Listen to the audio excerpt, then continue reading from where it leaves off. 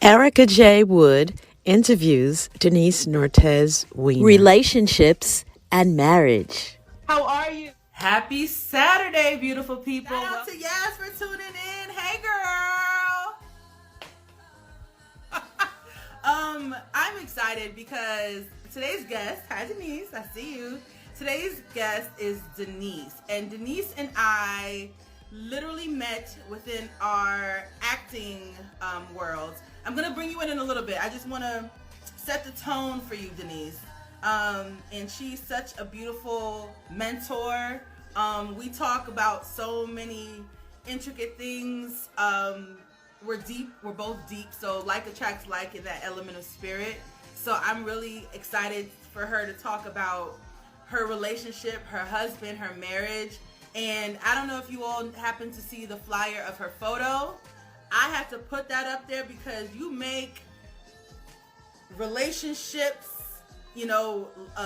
long relationships look so good. And I want to be posting up with my husband like a fly super couple, fly models when I get older. So trust me when I tell you, I'm so excited. The topic is keys to finding a fulfilling relationship. And I'm going to go ahead and bring you on now, Denice. You look amazing. Ride this damn ride. Hello. Listen, I need all the energy that I could possibly get from you in order to make my relationship, when it does happen, fulfilling. And I just want you to talk about how you and your husband met, what the qualities, the characteristics, and then we'll delve into just the day-to-day of marriage. And the realities of it all is that people think that, relationships and marriage, or there's a differentiation between being a boyfriend and girlfriend and marriage. Each is work. Both are work. And a lot of people, unfortunately, in our time, like my age group, there's little effort to actually want to be committed. And there's little effort. They really don't want to try. And that's why so many people are breaking up due to the lack of creativity. So go ahead, Denice. Tell us about you and your husband. All right. First thing I'm going to say is, for me, the greatest thing is in marriage, having a partner. And that's somebody that you could tell everything to, watch movies, yada, yada, yada. So I'm going to go back to the beginning of where I met him. Okay. I met Michael and I'm just going to tell the story. I met him at Larry Harlow's house. I was Larry Harlow's, his girlfriend, girl interest, whatever, right? Okay. And one of the people that, passed through there. Because in the 60s, I don't need to tell you, we were just all hanging and it was cool. There was a lot of crap going on too, which things happen, but it was very, very wonderful, okay? And somehow or another, we ended up together, so that was great. And I would just say, I look around now and I say, a lot of times the culture keeps telling people, well, you should have this, or this is what it should be, and this is what marriage is. First of all, it's work. Second of all, it's really about yourself. Back to yourself. I look at it like, all people, all of us have a dream, right? And because you marry someone, the tendency could be to try to make them be like you or have your dreams. But the truth is, say to yourself, wait a minute, I wouldn't want anybody to stop me from having my dream. So you don't stop your mate. As a matter of fact, I'll say this now, you pick your battles, like what you're going to really fight about. Most things you just don't fight about them. If this person wants to be doing something, which is crazy, and men and women are so different, in my opinion, that they think we do crazy stuff, we think they do crazy stuff. And when there's something that comes up that you just go, oh, that's messed up. No, I can't even understand why you do that. You know what you say? Fine. You know what? My husband's name is Michael. I'll see you. I see it a little bit, and you just go on, let them do what they do, you go do what you do, and you come together.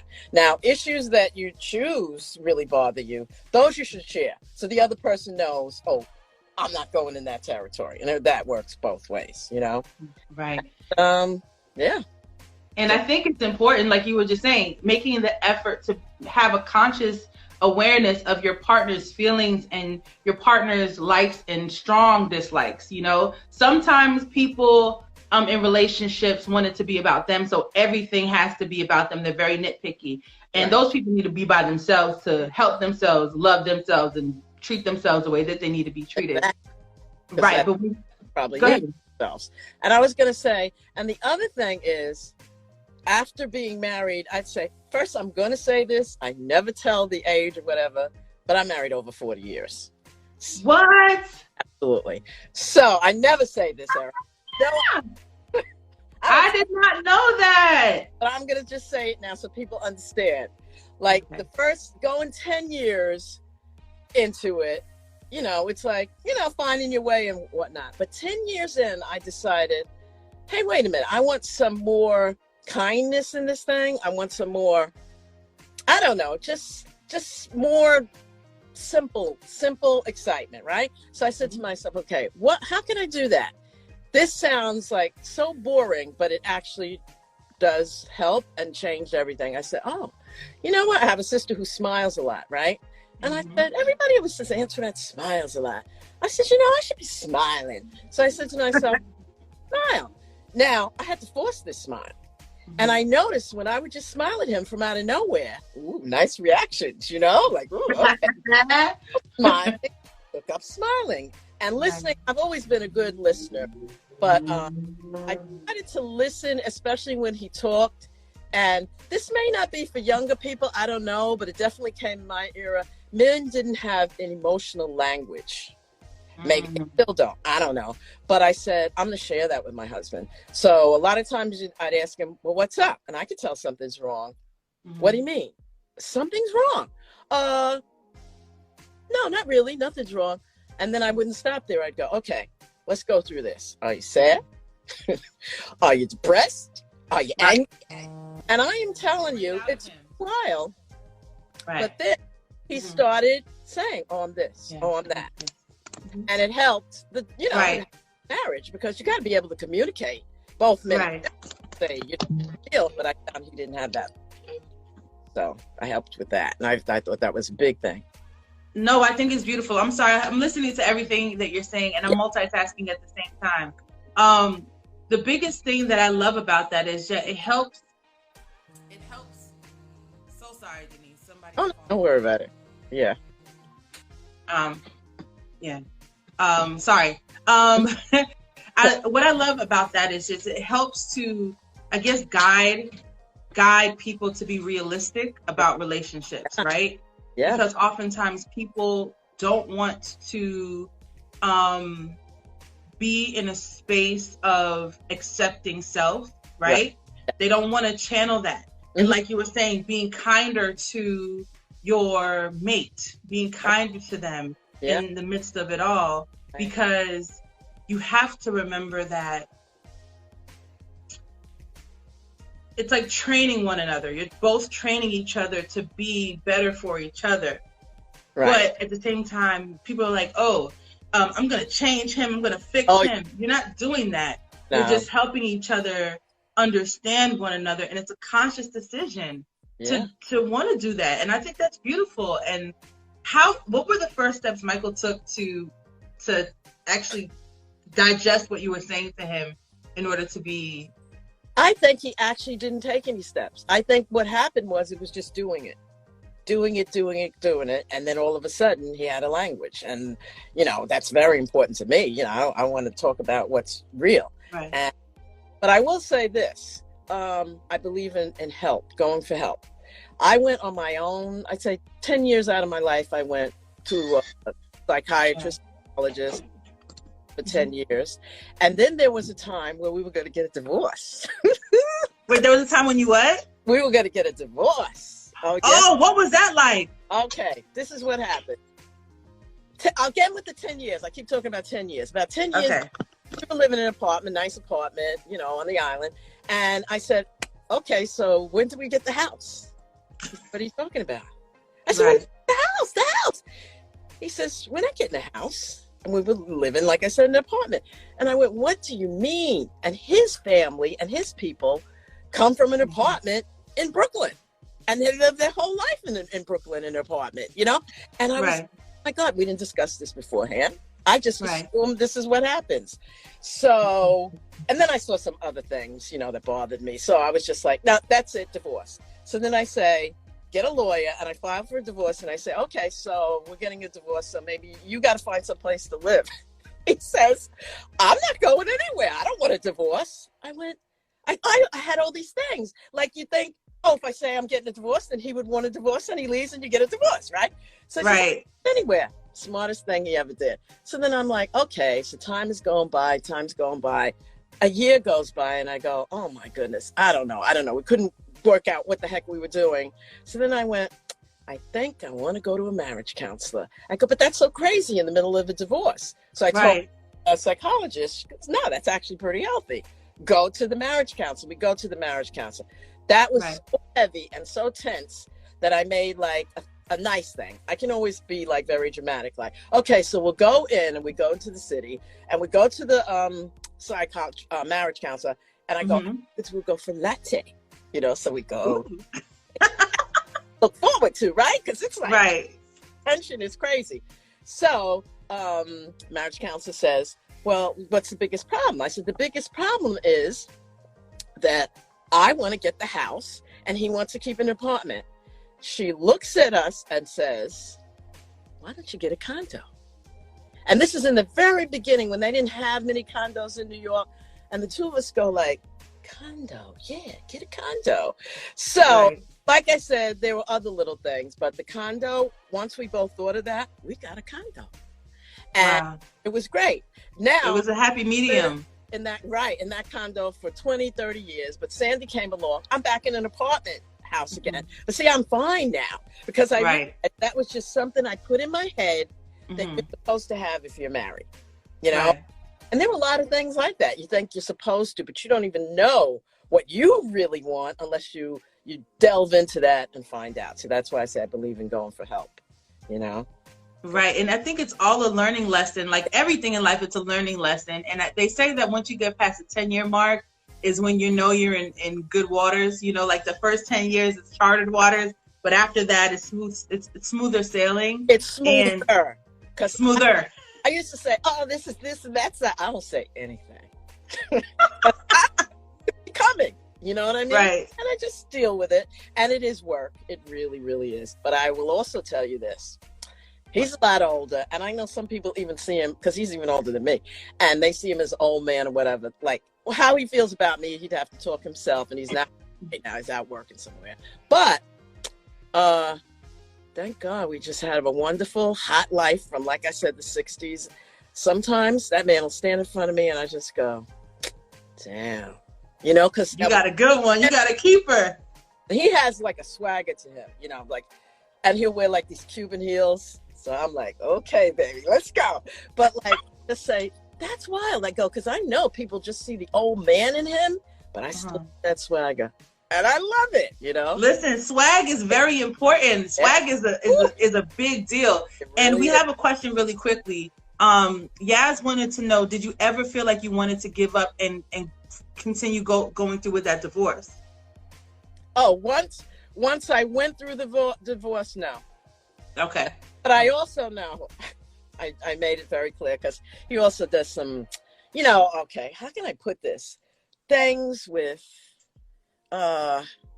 women, you know, that kind of gets in there a little bit, whatever. So I said, listen, no more. I got no more. I'm not, there's no more chances. There's no more whatever. So you just got to be serious now. You know, problems and things can come up, but don't do those kind of areas. If you want to be with me, got to get that straight. Also, somebody said, oh, people are going to think this is so mercenary, but I'm going to say it. Say it. It's on the radio many years ago, because we always do shows, and we used to drive back and forth and do shows and go back home at 3:00 in the morning. She was Dr. Joy or something like this.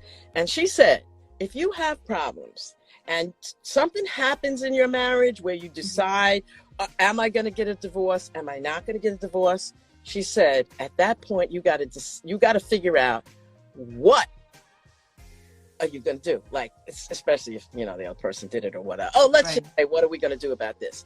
Now, I know I had the condo was in his name. Everything was always in his name because, that's just how I thought of things. And then when the cheating or something happened at one point, I went like, I would be totally messed up or whatever, left, what? No, this is too crazy. Everything's in his name. So I said, look, if we're going to continue on from here at this point, then we have to buy a house. And that's when we got the condo. We were in a 1 bedroom. I said, let's go to a 2-bedroom. And you got to pay for it. And I knew money then. We were very hard workers. We had laundromats, all kinds of things. I said, got to pay it for it. And my name has to be on it or both our names. So both names are on it. And then I never carried any bitterness after that because I feel solid. And I felt like he cared. So that go on from there. And I feel you can't just say, oh yeah, that was horrible. No, you got to come up with something that's going to give you strength, give him strength, go on, and that's, just how I see things. Yep. And I think that's important. And that's just maturity. Compromising is a beautiful thing. I think sometimes stubbornness can be a strong sense of false pride. Yeah. And the fact that you two, like the therapist gave you that suggestion was probably the most brilliant thing. Like she was your angel in disguise. And here you are 40 years in your marriage and, setting your foot down on certain things. And again, it was a different time. Yeah. The 60s and the 70s was free love, Oh, yeah. And a whole lot of other things. And then you had to put your foot down on certain things. And that's where self-love comes in too. Because a lot of women do not articulate themselves in relationships because the man might be the breadwinner, or they just feel that so that because of their own fears of being alone or caring about what other people have to say, or they don't want to feel like a failure in a marriage, they just deal with it and they're unhappy. And I feel like people have to set the tone for their marriage early on. I think even within the first 10 years, you still know your partner. But if, fast forward to 30 plus years in comparison to that 10th year anniversary, I'm pretty sure there was so much more evolution within the both of you as a whole. So he knew certain things not to do to you and you not to do to him.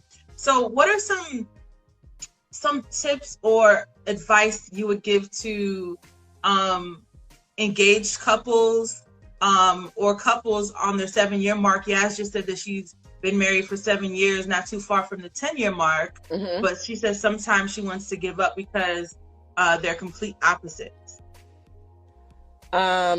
What I would say is, if she's not, work on herself. Okay. Because I would join women's groups. At one point I was in Al-Anon, and I found a lot of times when you start changing to be the person you want to be, they change. You can't. They do. Change, but it's almost like it's an equation that fills in the blanks. If you move over this way, then they're going to move that way. And you just feel so much better, number one, being around people and talking about what's bothering you, not just a person, that you grow, you feel better, and that actually can change too. I really do feel you should go work on yourself. And I agree. I say work on yourself, even if it's something fun you like doing. Just go and be as strong as you can of a person. Yeah. And that's 1000% true. And like the last few lives, we touched on that a lot. It's just being okay with yourself because, in the length of your marriage, I always would give the analogy that, you have to have a life for yourself. You have to have love for yourself because even though, the marriage is a beautiful learning lesson, no one's going to live forever. Someone's going to go first. Right. And I mean, we don't want to think about those things, but those are realistic. And if you didn't take the time throughout all those years to find self or find things that you like to do, hobbies, storytelling, you lose yourself. You lose yourself, just like a job. Right. Getting up, working 25 years just because you need a check. And then I want to add something else that seems old school, but it darn sure works for me. And I'm so happy with this. When I came up, the man had the role and the woman had the role, right? And then, okay, so there's women's lib and feminism and all that, which I really think we need it because we don't need to be anybody's slaves or anything like that. But it's really, I would say, I'm going to put nurturing on the woman right now and a man provider. Okay, let's just say that, right?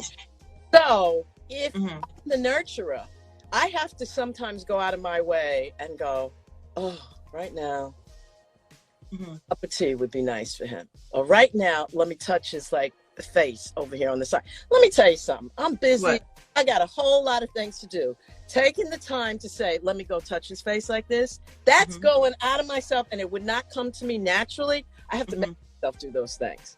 But the payoff is unbelievable. It's just unbelievable. You know, the other person likes this kind of meal or whatever. You go, oh, you know what? Let me go over there and make that. And you make it and you give it to them. And you'll find they do things, for you. It's just, and I just feel so much better doing that. And I know I got that from my mother because my mother took care of my father. It's just like, and she did a whole lot of stuff. I personally am not doing all of that. But I do go and, what do they say? Fake it till you make it or whatever. I just make myself do things. And I see the payoff, Gentler, it's kinder, you know. Yeah. It shows that you care. Right. It shows that you care.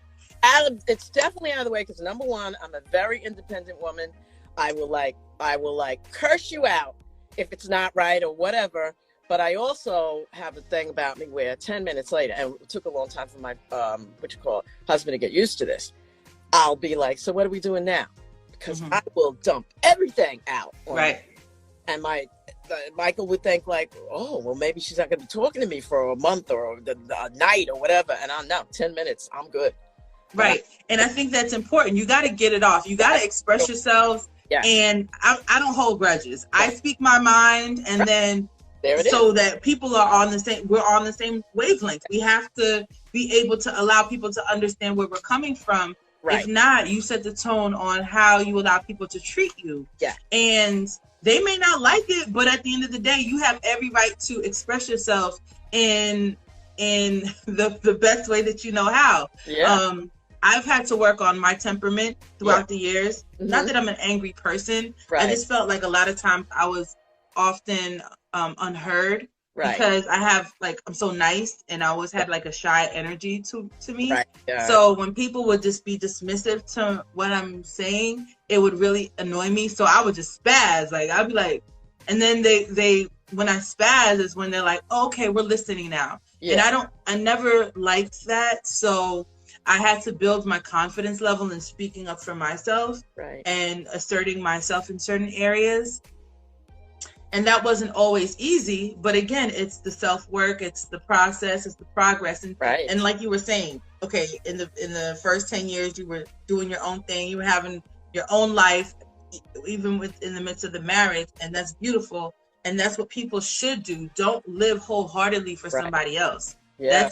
You're gonna lose yourself. Yeah. And then you have examples where people get married and, because they got pregnant, and then 20 years later, they realize they had absolutely nothing in common once that child goes off to college. Yeah. And I don't ever want to be that.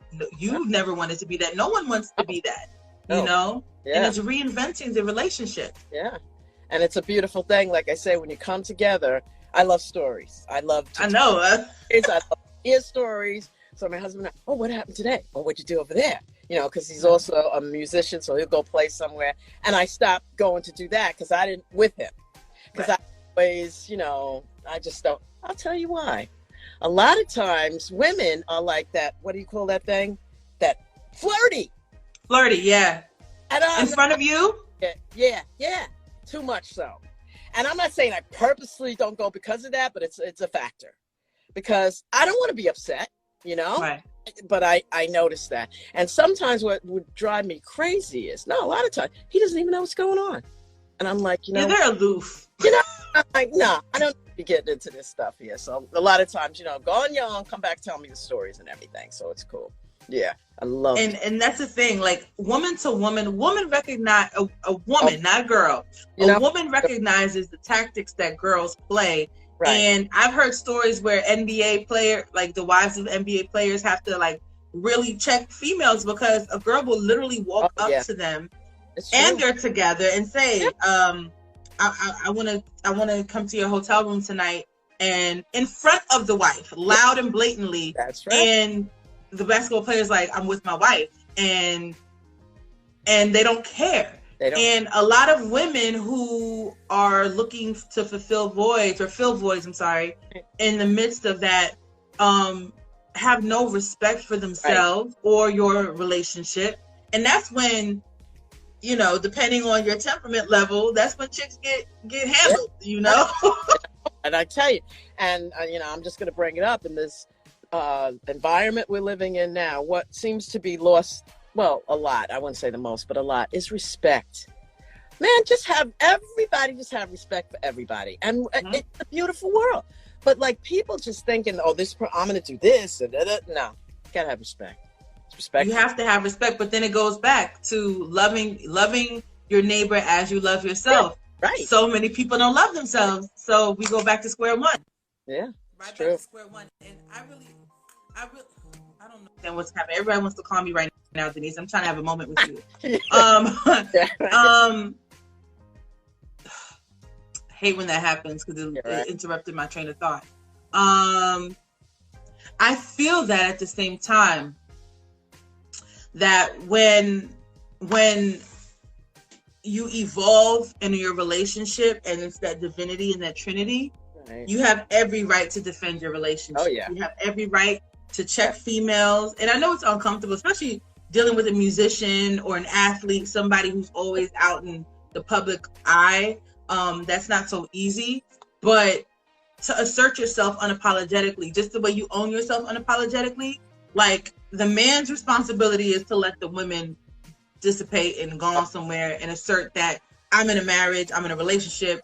I don't like personally when men who are in a relationship, once they get around beautiful women, have a tendency to forget or not bring it up because they like the entertaining, they like to entertain the moment. Yeah. No, don't do that, because seriously, the same when the shoe's on the other foot. I'm the type of person, Denise, that if I'm in a relationship and I mean the finest man want to come up to me like, hey lady, hey Miss Lady, and I would literally, like, you know how Joseph fled the Pharaoh's wife? That's me. I'm not even entertaining it because I don't want to get caught up in all that fineness. Like I don't. So I be like, listen, I got a man, have a nice day, God bless. And I just keep it moving because I don't entertain it. And I just wish that sometimes men, you know, and women, because I mean, it goes on both spectrums, that people as a whole.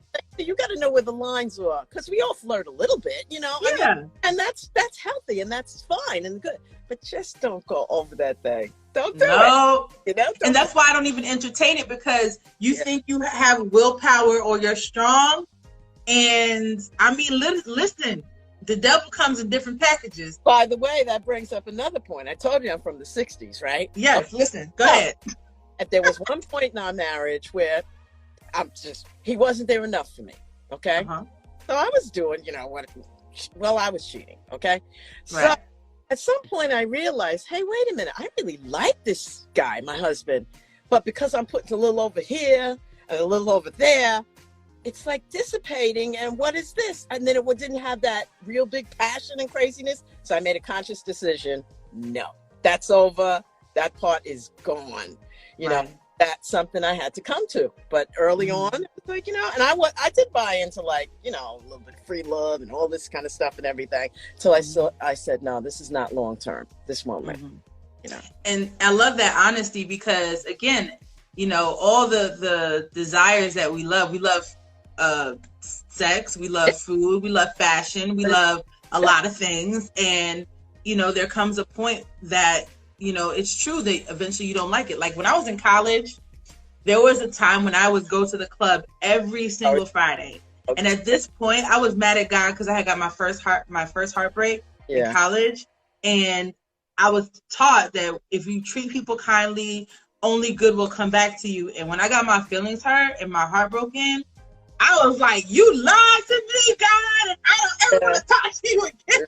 I literally, and this is the thing though, because people have an assumption that because if I say I went to the club every Friday, that I'm doing the most, I'm hooking up with people. Like, that wasn't me. I love music. I love good vibes.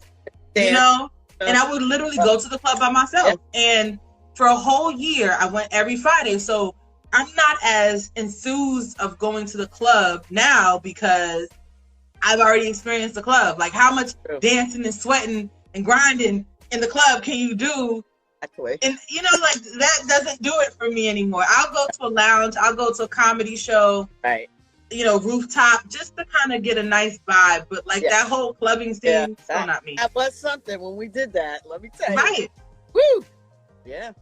It was good times, good memories. And, you know, and that's the maturity, the evolution of it all. You know, I mean, to me, what's romantic is that when my husband does come, you know, taking vacations and having an infinity pool close by or the ocean close by. It's the simple things. Simple dinner where you're opposite each other, eating, look in each other's eyes. That's great. You know, just because you cherish the growth. You become more accepting of the realities of your relationship. And when people say it's work, I can honestly see why, because I put in self-work and that was a lot of work. So it's the same energy in a relationship, but it's worth it. You know, it's really worth it, especially when you know you're with the one that you're supposed to be with. Right. If you're not with the one you're supposed to be with, that's gotta be right. Yeah. You know? And as I get older, I always thought we were very different people because we are different people. But the joke is we're not. Because it turns out the real basics of storytelling, all that, I didn't know that before. Right. I came to see it. Oh, so no wonder we were attracted right away. And I have my sister, Antoinette, laughing her head off because I told my sisters and brothers maybe 3 years ago, I don't know, that I really feel that my husband and I are together because of James Brown. It's somebody else, but it's two people, but for sure James Brown.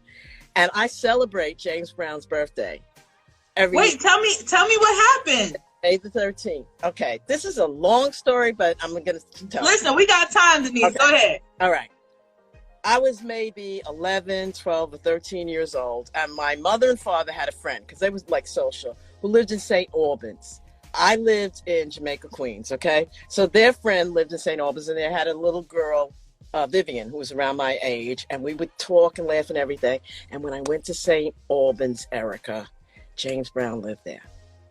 And his house had a big black cape over it. Big cape over his house.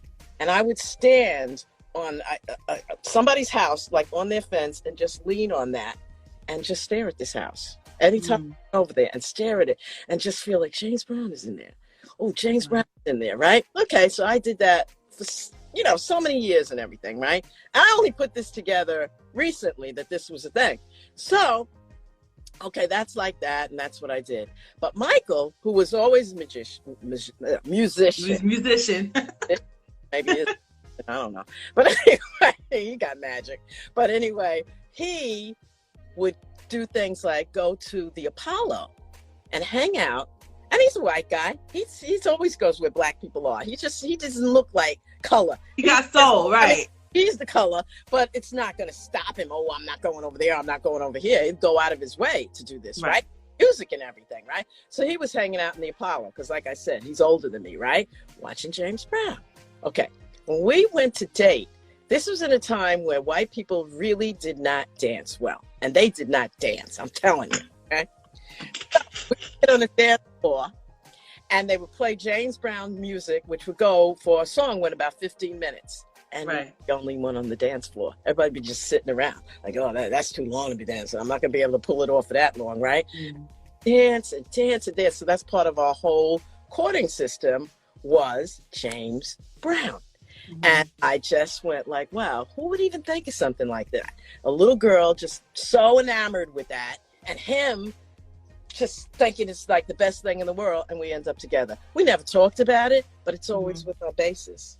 You know what I mean? Wow. And I tell you one thing, I love James Brown because he knew he was doing that, and I say that. Right. He brought a lot of beauty to this world. We talk about, people being diverse and mixing with each other and whatnot. He's one of the people that brought that. It was like, all right, he said, I'm black and I'm proud because, black people, we wanted to have an anthem and sing like that, right? but it also made white people get up and try to figure out how to dance. Mm-hmm. And if you ask me what I look around and see now, oh, they can dance, you know? Right. So it's like they caught the rhythm. they got it, you know? So, I love it. Really, really, you know, it's the stories. And anybody who gets together with somebody, you're going to have a story, and it's going to be beautiful. And you make those stories as time goes by, you know? It's beautiful. So, are there any tips or suggestions that you would give to the millennials about dating and relationships in the terms of courting and knowing when to take the relationship to the next level? I'm going to say this. People could say, oh, no, that doesn't work or whatever. I'm going to say, number one, make it real simple. Zero into each other, zero into eyes, zero into when you're eating. Be there. That the world moves so fast now. Be with each other. And I really do feel that even though it seems like it's old time, that the roles make sense. Man provider, woman nurturer. I really believe, and I'm just outright say it, when you go out on a date, pay for the woman, okay? It just, I don't know. I just also feel like, too, we come from like cavemen and people like that. The men went out and they had to fight to get something. So you pay for a meal. So you put that there. The woman's going to give you back. There are studies that men do their best and really do well when there's a woman with them, when they're in business, in anything. So you want that woman there. It's not about, oh, I'm paying for this money and she's not paying anything. No, I'm doing something. You're the man. You got that thing there. You know, you got the testosterone. Do something. And then the woman gives. And I just see it as very simple, you know? And because I notice, like, a lot of times now people are like, well, this woman is not so good because she expects to be paid for all the time. No. Pay for the woman, man. Just pay for the woman. Do the simple things. That's real simple, you know? And then it goes. I think a lot of men are tainted. A lot of men are tainted because of some of the women who are gold diggers and they just want to be spoiled, the one-sidedness, trying to fill voids and thinking that a man is supposed to take care of them. And we're in a different time frame. You should be able to take care of yourself, yes. But I know this for sure, that when a man is interested in really getting to know you, taking it to the next level, that he will pursue you, and he will also make sure that you feel that or know that you're the only one in his world, at least for that moment. And that's the women too. When you're with that man, make that man feel good, you know? Just, you know, tell him, you know, what you like about him. Sometimes it seems like it would be boring, but if it's his eyes, keep talking about his eyes. You know, just bring him to you, you know, with giving him some damn good compliments. You know, we're not the only ones who.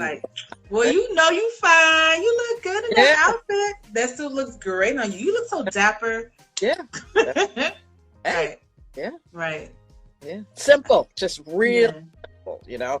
But I think that it's work because the society moves really fast. So dating and courting, just slow it down. That's all. Just slow down. Yeah. Slow it down, and it, again, I agree with that because we are in an instant world. Yeah, it's a microwavable world. We want it quick, fast, and we want it perfect, and we want it right away, and that goes right back to it. So I feel like for me, especially in the midst of COVID, like not focusing on dating apps, not focusing on anything other than myself, my platform, my circle of people, that we uplift each other and keep each other grounded. And I think that's important because it's always suddenly in relationships. You weren't looking for your husband and he just showed up. Get me? Oh, but I was looking for a man in my head. Right. Yes, in your head, but you weren't like chasing anyone. You weren't doing any of that. No. I was dancing. No. And can I ask you something? Because somebody said something the other day, and it made a lot of sense. So for me personally, I do feel like it takes time to get to know someone. Yes. And that's why I don't put labels on anything, because I don't want to friend zone anyone, and I don't want anyone to friend zone me. If we're getting to know each other, we're getting to know each other. But I feel like oftentimes singles say, you know, we got to be friends first. And I understand that part of it, but I also feel like subconsciously that can automatically put you in the friend zone. Right. So if you go into a relationship courting, but also enjoying the fact of getting to know one another, it makes a difference, because I won't say, oh, that's my brother, that's my friend. I don't do any of that. I take labels off of it because I want to see where it can go, because if I put that label out there, in their mind, it may automatically box me in, and they'll go elsewhere. And I don't do that. I just recently started to practice that, maybe within the last year, just listening more and not speaking, because a man will tell you everything you need to know. And I want to get married and hopefully pop one out, so I'm not gonna box myself in a situation. There is the thing that it's up to the woman too. And I'm just talking because you're a woman. If it's a man, it's up to the man, whatever. Right. What's the first thing on the first date that I went out with Michael? It's a dance date, of course, right? I looked at that guy and I said, oh man, I like this guy. I'm gonna marry this guy. And he said to me, you knew you were gonna marry him, you said? Yeah.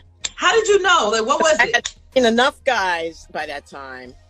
And believe me, I was still young, but I knew I wanted to be married, and I knew I wanted solidness, right? And I had seen enough guys that I was just like, no. And actually, I not just seen, I had said to God, I don't like this dating thing. Got to help me out here. And I gave God a list. Seriously, I said, I want this, and this. And he showed up fitting that list. But when we went out on the first date, because I met him in the other guy's house, right? And what happened was I had to go back to Queens, and he lived in Queens, and we were in Manhattan in Larry Hollow's house. So he makes an announcement, I'm going to Queens. Anybody going? So me and this other girl said we were going. And I was like, yeah, okay, yeah. Got in the car, and he dropped me off at his house, and then I still had to make it to my house. And I was like, oh, that's messed up. But anyway, I got and I said, all right. And then as I was getting out of the car, he's like, well, give me your phone number. And he asked the other girl for her phone number too. Maybe he did, maybe he didn't. I think maybe he did. But I gave him my phone number, right? He called me for a date. I was like, no, that's okay. So I was going out with Larry Hall, right? So he goes, no, that's okay. Then he called again. And I was like, no, that's okay. Then he called the third time. And I go, all right, okay. All right, I'll go out with you. Meet me at Larry Hall's house. Right. Was crazy. Okay. So I go into Larry Hollow's house, who also, by the way, I'm just going to say, because it was what was going on, had a live-in girlfriend. Okay. So she answers the door and I'm like, what's she doing here? But anyway, and I had on like a caveman outfit. The front of it was like fur, was beyond mini. It was real short. The sides were open and just tied, right? She says to me, you can't go on a date like that. And I go, Iris, why not? She goes, no, you can't go. She gives me one of her dresses, which was a yellow satin dress, spaghetti stripes. Gorgeous. I put this thing on. He shows up in a white Nehru suit with silver beads, Michael. And I just go, uh-oh, because you know I like clothing and stuff. And I go, looking good. We go there, we start dancing, and I go, oh man, I really, really like this guy. So we're dancing and everything. He says to me, you know, I can't be serious. I just broke up with some girl and I got to be like, you know, free. He hasn't ever tell me this, right? So knowing that I'm going to marry this guy, I really knew that on the first real date, right? I went, who, me? I'm like loosey-goosey. I don't do no mess like that. That's right. I was smitten. I wanted him. Just hung in there. And then we were together. Yeah. But I love that honesty because, you know, and I know you've been through a lot in the 40 years, but I will say this. I realize more than ever before, we always talk about not settling. Yes. But no one's perfect. Right. But there's also a notion, like that inkling, that intuition within you that's like, this is the one, you know, that's your husband, that's your wife.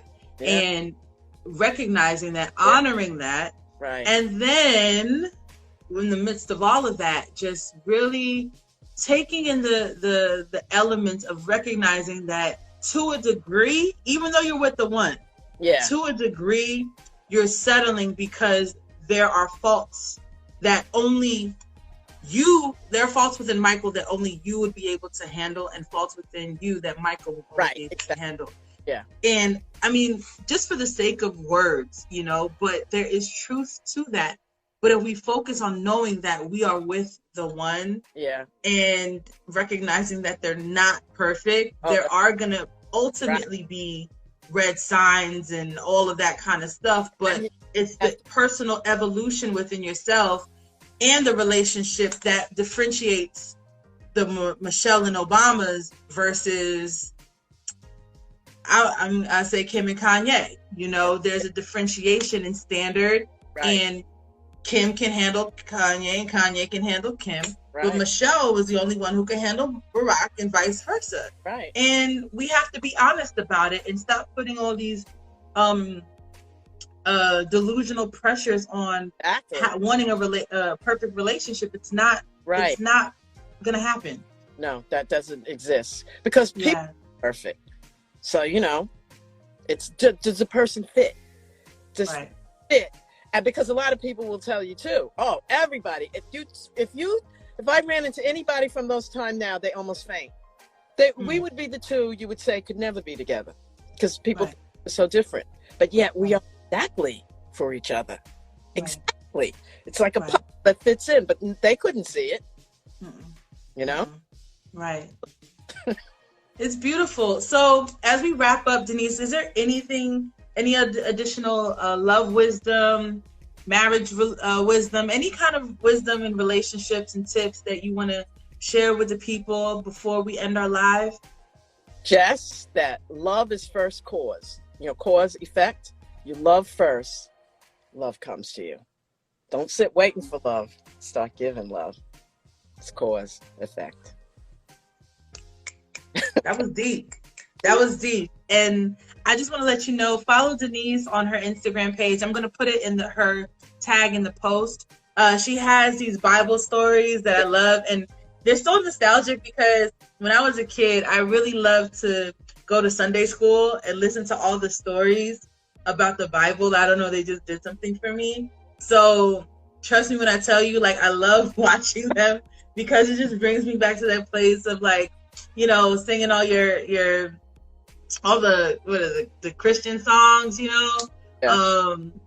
So anyway, it just does something for me, and it really touches me that you are touching lives in a beautiful way and allowing God to use you in that manner. So thank you so much for joining. And I hope you all get all the infinite wisdom from a woman who's been married for 40 years on just how to be the best you that you can be in your relationship, and know that it's a two-way street and it's not one-sided. So Denice, thank you so much. I love you. And tune in next time, beautiful people, for another Single Saturdays. Have an amazing weekend. So long. Bye.